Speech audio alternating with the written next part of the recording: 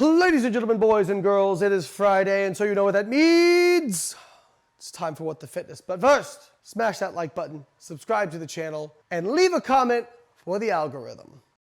What the f? Actually, just make your comment for the algorithm. Who do we have this week? Oh, we have a favorite of mine. Who could it be? I think this person is going to contend along with Dave Afspray and Jason Fung for most appearances on What the Fitness. That is Dr. Mark Hyman. So I have a reel pulled up. I have not watched it yet because the amount of stupidity in these videos gives me anxiety. So I only watch it right when we're doing What the Fitness. First of all, sugar is not good for your brain. Your brain on sugar is essentially a depressed, demented brain. And also a hyperactive brain. Wait, it's depressed but also hyperactive? Ever gone to a kid's birthday party to tell you that? The kids are eating the cake and the ice cream, they're bouncing off the walls, and it's a bad scene. But the drivers of problems with brain and sugar can't be that there's a bunch of kids there and they're just excited.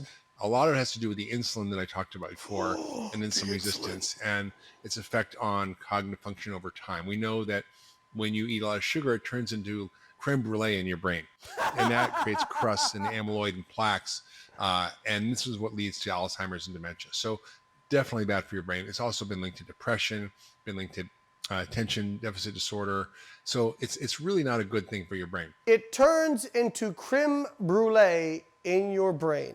You may not have creme brulee in your brain, sir, but I'm pretty sure it's a bag of cats. All the things he just said are based on mechanistic mouse studies or rodent studies where they overfeed the crap out of sugar. When you look at the meta-analyses of sugar intake, when they substitute replacing sugar with another carbohydrate, you do not see these effects on health. Is it true that eating excess sugar can contribute to some of these diseases? Sure, because people overeat calories. I don't know if you realize this, Mark, but the blood-brain barrier is pretty good at keeping stuff out that's not supposed to be there and letting in what needs to be there.